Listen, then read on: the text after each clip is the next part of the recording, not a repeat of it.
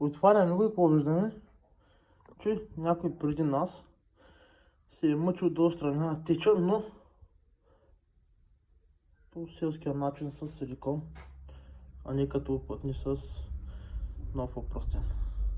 Сега с този уред ендоскоп камера ще проверим въобще дали ето там има монтирана някаква гумичка или са демонтирали гумичката и са намазали с масло и оттам се проявява теча.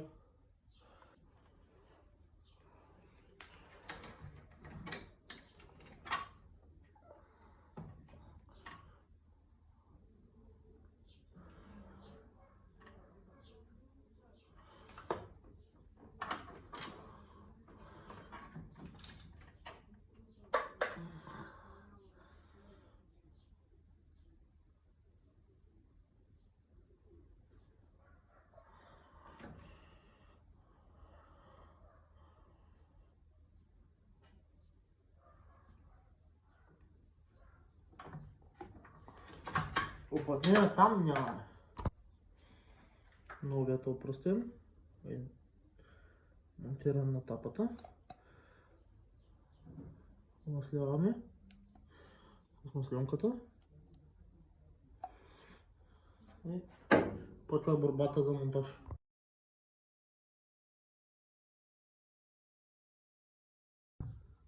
Така ли, успяхме да вкараме тапата с опръстенчето и сега остана да монтираме зегера.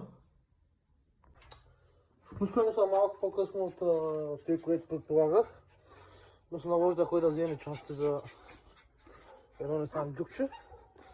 И отстранихме теча на 36-та, обаче следва да правим ето този космос, зелен космос с проблеми и следователно ще трябва да занимаем малко с космоса, да може да му отстраним проблемите на него.